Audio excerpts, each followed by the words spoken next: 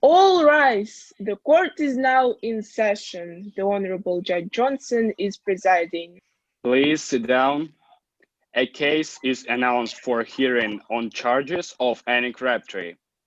The prosecution is conducted by the public prosecutor Ronald Knox, and the defendant's side is conducted by Barrister Grace Marlow.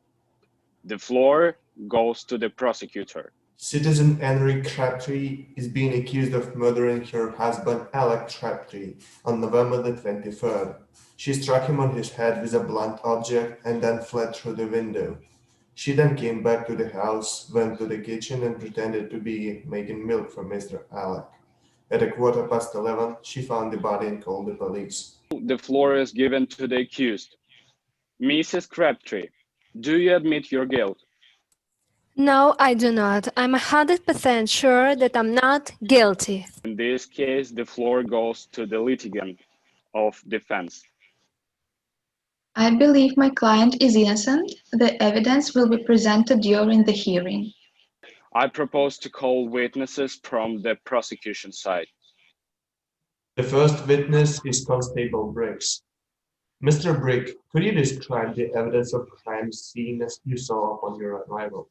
Arrived at house of Alec Crabtree on 23rd of November on South Road 14, and I found the body of Alec Crabtree at the desk in his study. He was sitting his back to the door. The victim was hit on the head with a blunt object. Also, I found a cigarette near the body and a piece of red material on the window. The window was open and the silver vase was found in the flower bed. Yes, please. Has the fingerprint been taken from the cigarette end? Yes, they have been. Objection rejected. Has the red dress with a missing piece been found? No, it hasn't. Objection accepted. The next witness is Miss Coroner. Miss Coroner, was it possible that the death blow was delivered by a woman? Witness is Miss Suzie. When was the last time you saw Miss Annie Crabtree? And what were you doing at the moment? I was washing the dishes, and then Miss Crabtree, she appeared to the kitchen. She was nervous, she was thrilled, and I noticed that something was wrong with her. The next witness is Miss Spencer. Was it possible that the death blow was delivered by a woman?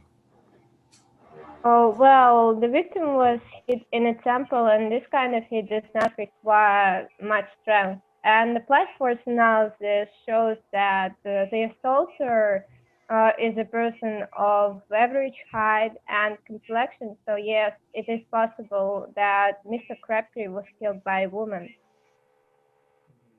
Excuse me, I would like to clarify. Could a weak man strike such a blow? Yes, it is also possible.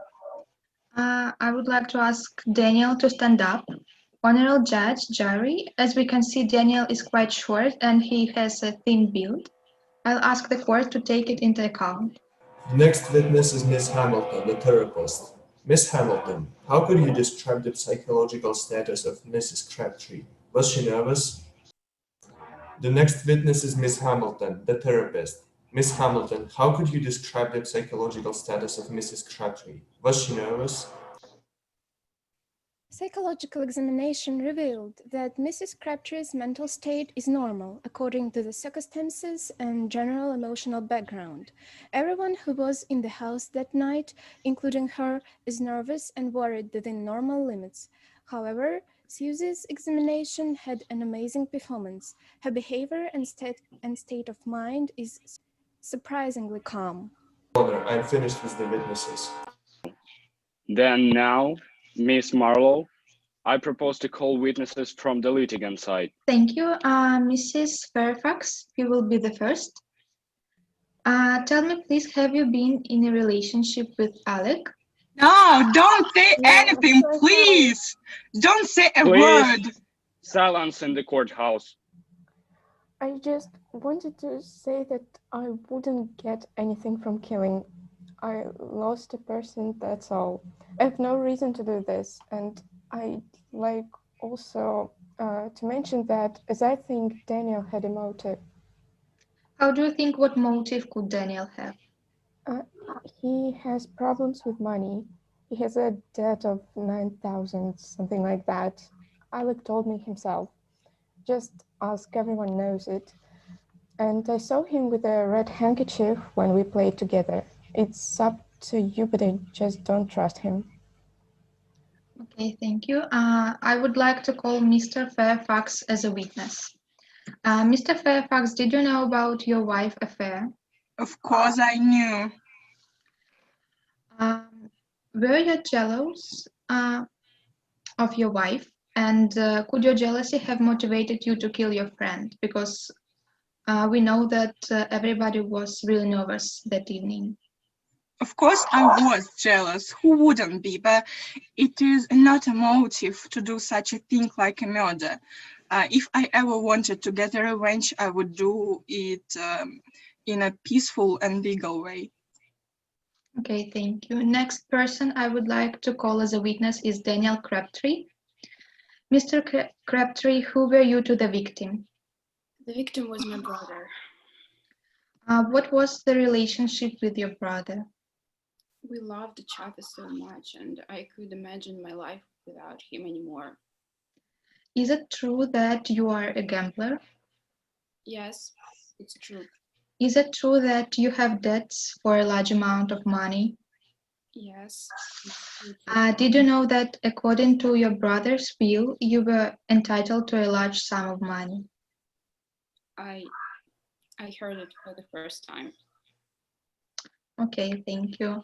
Honorable Judge, I would like to call one more witness. She wasn't listed because it took time to find her, but this witness is crucial for our hearing. So let's listen. I would like to call Cynthia Moor. Mrs. Moor, who are you to Annie Crabtree? So I've been knowing her for a long time. I think we've been friends for 10 years already, and I know that she's an amazing person. I've never seen such a kind and lovely woman, and I think that she had no reason in killing her husband because she had an affair with a man for 5 years already, and when she got the information that her husband is cheating on her, she was so happy because she knew that finally they can get divorced. So I am not sure that she could possibly kill her husband. So that's what I wanted to tell you. Did you know that the fact that prosecution said that nobody saw her between 5.11 and 15.11?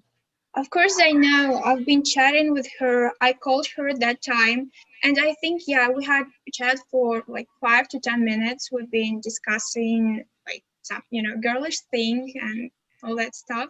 So she was talking with me. Okay, Honorable Judge, we apply printout of calls from Annie Crabtree's phone. Then now the court must leave for discussion. Miss Marlow, Mr. Knox, please come to my office.